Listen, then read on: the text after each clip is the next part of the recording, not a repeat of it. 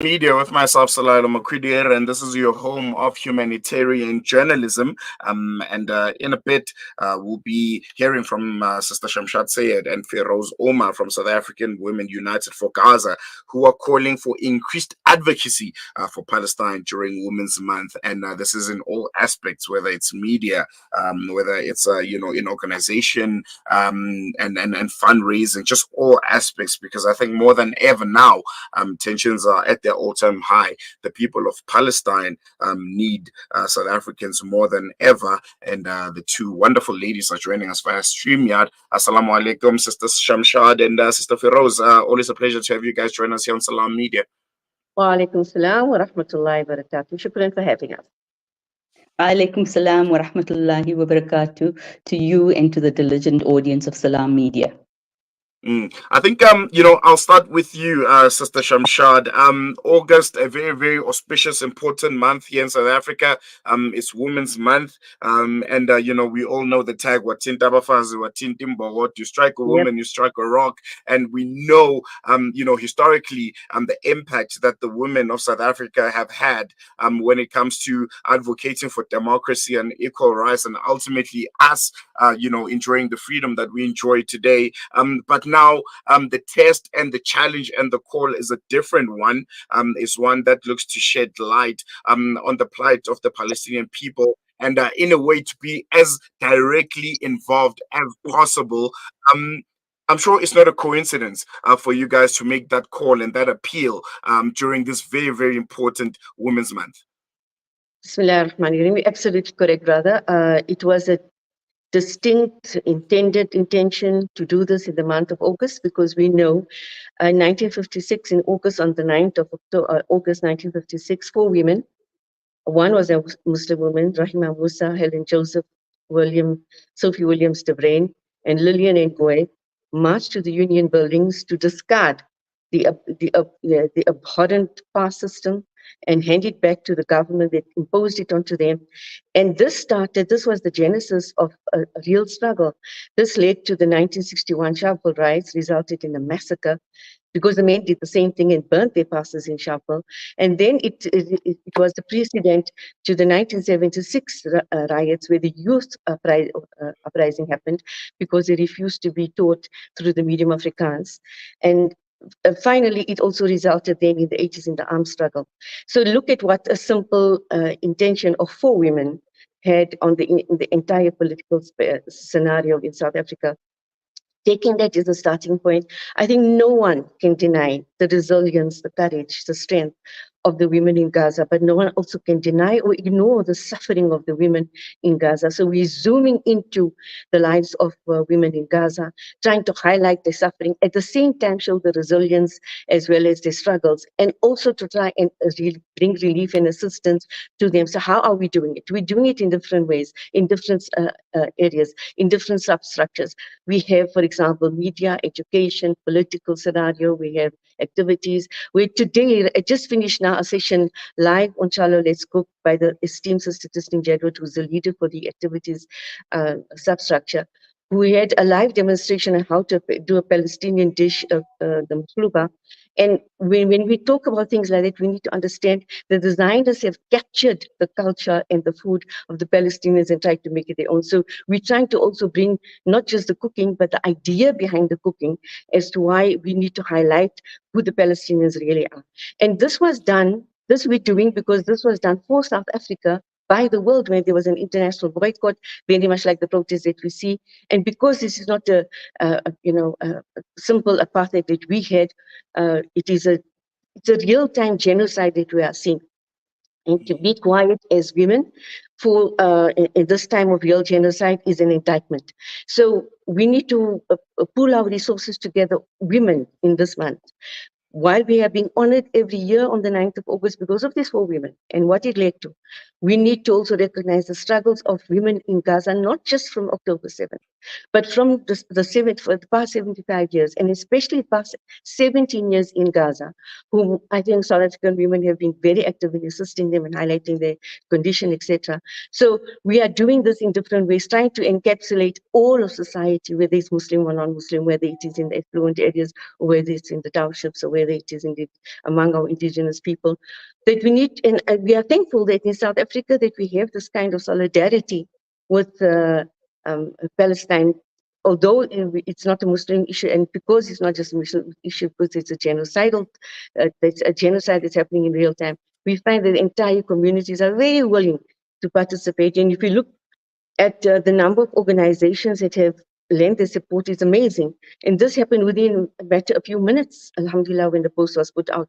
So we want to, at this moment, thank Salam Media and all the media that's involved, thank all the schools and all the organizations, the NGOs, the women's organization. We even have an organization that's based in the Netherlands, has joined us last night, also in the KZN and Cape Town, NJC. So it's a jazakallah khair to all the women who come on board. Some men want to join, but we want to keep it precisely for the women. But we're getting stories every day out of Gaza.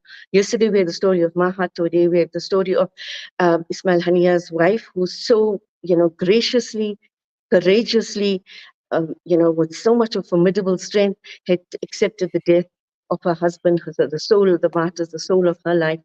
And the kind of courage and strength and formidable strength that she is showing is an example for us all. So yes, it is we have even a subcommittee for mobilization, which is the wife of Mullah Khali Ali, who is doing a phenomenal job, and she's sending out snippets every day, and Malana as well, giving the women courage and how to take this forward and not to be afraid, and to start in the home, speak to your family, speak to your communities, take it social, take it global. So alhamdulillah, this is happening very much at the moment. We have an education sector. We've set up an Instagram page, SAUC, South African Women United for Gaza, where people can post videos, etc., especially the youth. We know what's trending with the youth.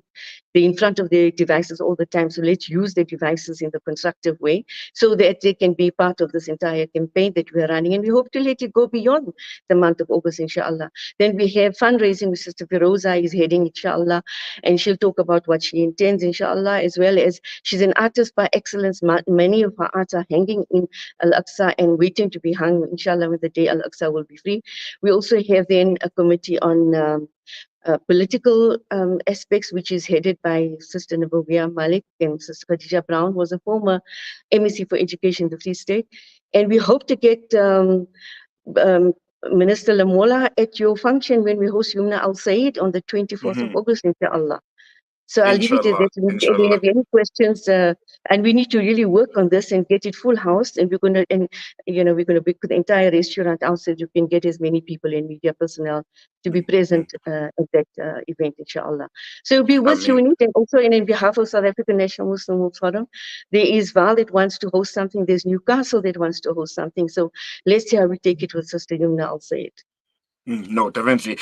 Sister Firoz, I think let me bring you in here. I think one thing that stands out for me, from your appeal during Women's Month is most times when we think about mobilization and spreading awareness, we think about these high level, whether it's fundraising events, whether it's big demonstrations. But one thing that really stood out for me in you guys' appeal is the aspect of mobilization within homes. Why was that aspect so important? To be part of the appeal, to make sure that there's that understanding that as much as you can do things outside, as the old saying goes, charity does begin at home, and the education should be starting in people's homes. Why was this aspect so important to highlight? Okay, firstly, I'd like to start off with the phrase innamal a'malu binniyat. Everything is according to intention. Firstly, we must do everything for the pleasure of Allah subhanahu wa ta'ala, and of course for the people of Gaza. I'd like to also highlight the words of Al Jazeera media presenter that was murdered 2 days ago, Ismail Gul. He said, I can no longer know the taste of sleep. The bodies of children and their screams never leave my sight. The cries of mothers wailing. If this hasn't touched you, you are a rock. My mm, colleagues, my friends, my family often tell me, is everything just about Palestine? Indeed, it is. From the home to the streets to the places of worship, everything is about Palestine. Everything currently is Palestine. These mm, people are the sacrificial lambs for the past 300 days now. Nothing has changed. The world is not even considering it a genocide. We are losing valuable leaders in this field of life of every kind of, whether it be medical, whether it be political, whether it be the homes are being destroyed. People are just devastated. Before I get carried away, my sister, had this basically outlined everything very beautifully regarding the connection between South African women and the women of Palestine. mm, Alhamdulillah, the women of Palestine are stronger than the women of South Africa. But the women of South Africa have the courage that had stood up and had spoken against the whole world when the ANC had taken this to court, to the ICC. Alhamdulillah, we are so proud of what South Africa has done on that basis. And before I get carried away with everything else, I think it's strategic for me to, Shamshad had strategically placed me in the fundraising sector, and I need to highlight that.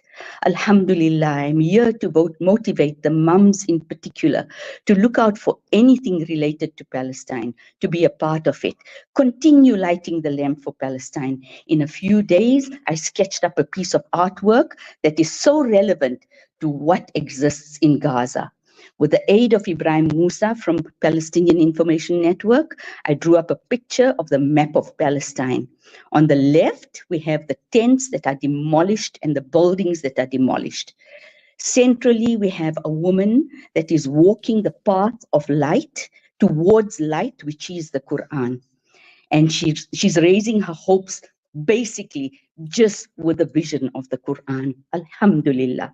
On the right, her vision is also to protect Aqsa and those buildings that I had sketched of the Qibli Masjid, as well as the Dome of the Rock.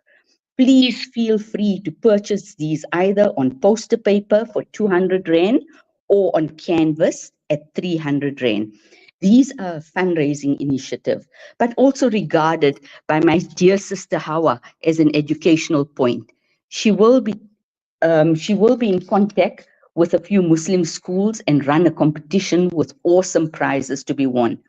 It's a piece of artwork every home should invest in as a minimal effort for Gaza. We also have mm, other items for purchase like plaques on stands, mouse pads, coasters for your mugs, coffee mugs, and unbelievable hand-painted cutlery of the various harams. So people, please get in touch with Shamshad, with any of the Women's Forum ladies, with Salam Media, if you do not have my number. Please, these are all fundraising initiatives and we need it for this noble cause. I also have stunning oil paintings that we wish to use at various dinners and fundraisers that the ladies are hosting. So I'd like to use those oil paintings to be auctioned or sold off as well. mm, And mm, basically, the home is where everything comes from the home. Parents are teaching and educating their children. I think everybody knows a lot about Palestine right now compared to what they did a few years ago. So let us highlight this and let us bring home this beautiful painting. It's a small fee that I'm asking. And then we have a variety of ladies that will be coming onto the podium as well from all sectors that will be talking about the various political activities that they are involved in, the marches, the food channel that Shamshad had so eloquently put together as well for the Makluba. Let us all in every single town, whether it be a coffee dinner, a get together just with friends for lunch, let us charge a minimalistic fee and use this fee towards the fundraising. I mm, believe that every cent, every 10 Rand that a person collects is far more valuable than the millions that go out there in the form of incorrect intention, and your sincere 10 rand can uplift and can assist the people of Gaza and bring about the changes. Like my dad said, he's late now, but he said, give till it hurts. So Mm, please, mm, I ask people to give till it's hurting, because we are in comfort zone, and I want you people to contribute as much as you can, financially, physically, emotionally, and in every sphere of life. Inshallah, let us put together this wonderful program in this month of August, and let us hope it gains momentum from town to town, city to city, and bring about this great awareness. And I leave it now with my sister Shamshad to take over from there. Yes, Sister Shamsha, just in wrapping up, we have unfortunately run out of time. I want to touch a bit on fatigue setting in. The issue of Palestine has been going on for so long. And just on Wednesday, we saw that assassination of Mahram Ismail Haniyeh. We know the response of the people of Palestine. We know what's that going to be. They are steadfast, they're holding on to their belief. They know that Palestine will ultimately be free, whether it's in our lifetime or it's not, but the end goal is there. But what about South Africans, people that might feel helpless at this point, that say, I've went to every march, I've went to every event, I don't know what of myself to give anymore, I'm feeling tired. What advice would you have for them to understand and know that the plight of the Palestinian people is still very much ongoing, and this is not the time, no point to be tired and to feel fatigued, because that's what the enemy wants. That's what the Israeli occupying Yes. forces want, to stretch everyone to their limit until we snap. Jazakallah, brother. Yes, I live by the rule, وَلَا تَحْزَنْ إِنَّ اللَّهَ مَعَنَا, and do not despair, Allah subhanahu wa ta'ala is with us. And this is what also the Palestinians believe in. If they are not tired, why should we be there? There's a war not just on their lives, but there's a war on food, there's a war on health, there's a war on medication, there's a war on education, there's a war on the massages, there's a war on religion, there's a war in every aspect of life. There's a war on water, there's a war on basic necessities, there's a war on personal hygiene, there's a war basically on everything. If we get tested in only one aspect and we fatigue. We just have to see the visuals and fatigue. I mean, how far are we from wala tahzan illa Allah ma'ana? So basically, this is the kind of message we keep putting in. I think women have this natural affinity to love, and we have this courage as well, and we use that courage. We are faced with many trials and tribulations. We multitask the whole day. Sometimes we have a deviant child, or we have family issues that we have to deal with. How do we deal? Do we give up? No, we don't give up. So we don't have fatigue because we want to see it resolved. So I'm very optimistic that whether we have the resolve or not, the liberation of Palestine is going to come with or without us. But the test is for us. The Palestinians have already passed the test 75 years ago. They continue to pass it every day. But I think I want to quote what Sheikh Ahmed Yassin said, that by 2027, the liberation of Al-Aqsa will take place. And remember, let's not forget the centrality of Al-Aqsa in this entire thing. It is because of Al-Aqsa flood, the humiliation felt by Palestinians at Al-Aqsa, that this entire thing of October 7th occurred, because the humiliation was far too much, and it continues, but not as much as it was before October 7th. So it is for the flood of Al-Aqsa, and we all are responsible for the upkeep of Al-Aqsa. Rasulullah mentioned that if you can't visit to Hazrat Maryam was one of the Maimuna, was one of his wives. If you cannot go to Al-Aqsa, then at least send oil to be burnt in Al-Aqsa. So all this you're doing for Al-Aqsa, there's many reasons. It's our orphan haram. It is it's a compulsion upon us by Rasulullah. What more reasons do you want not to be fatigued? It's something that you get up. This month of October, I must say it, and to all the leaders in the substructures, we said from the beginning, I said to them, this is over and above what you are already doing for Al-Aqsa and for Palestine. This is over and above that. So already we are hinted that you are going to be tired in this month. But did those 4 women in South Africa get tired when they marched of such a long distance to the union buildings to discard the abhorrent past system? So we should never give up. If you're looking at it, it was in the 50s and 60s and 70s and 80s and 90s, we saw liberation. How many years later did that happen? And I'm saying, wait just 3 more years, because that's what Sheikh Ahmed Yassin said. Because according to the Quran Kareem, if you have 40 years, the Muslims were like, they were stunned. From 1947 to 1987. 1987, the Intifada took place. From 1987 to 2000, 40 years from there is going to be a liberation. The result has to be liberation of Al-Aqsa. 2027 is a liberation of Al-Aqsa because he based it on the Quran. So I'm very optimistic, and I think everybody should share in optimism. It's just where that we need to make ourselves feel better. We're not doing it for ourselves. We're doing it because we need to do it. We need to please Allah subhanahu wa ta'ala. We need to be part of this great struggle to free Al-Aqsa, to assist the people of Gaza. At the same time, I want people also to remember that the struggle is also in many parts of the world. We have people, Muslim women struggling in Kashmir, for example. The massive rape that's happening there. We must consider that. What's happening in Sudan? What's happening in different parts of the world? What's happening in Chechnya? In Bangladesh, what the Rohingyas are facing. So it's a struggle that is across the board. But obviously, there's a bit more for us to be concerned because people of Gaza are giving their lives for Al-Aqsa. We should be part of the struggle and we shouldn't shy away from it. We should put more impetus and strength into it, taking the cue not only from our women in South Africa, but from the brave women of Islam. Sister Nupsiba was a great warrior in Islam. So we have many examples to follow with regard to when there is oppression, when we need to establish the truth and justice on earth. We are fortunate in this country to be able to still have the freedom of expression, although we've had a tectonic shift with regard to the political scenario. We may be operating in a smaller space, but we're going to use that time, that energy that we still have according to the Constitution, which is the supreme law of the land, to operate within these parameters, to say we are doing this for Gaza, especially being the forefront in the ICG case.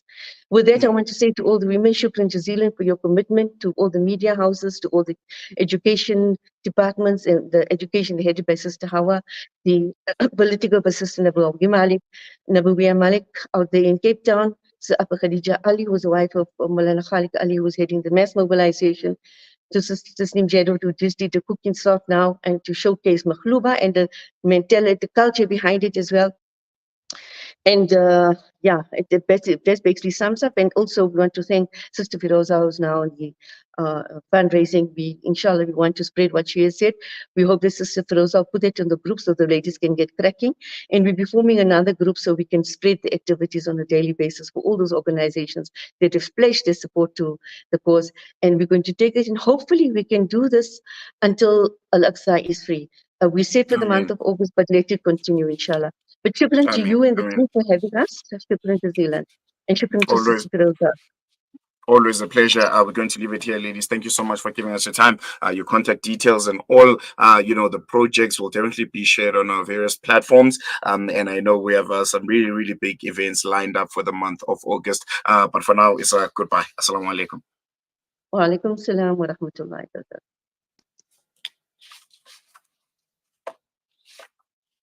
barakatuh.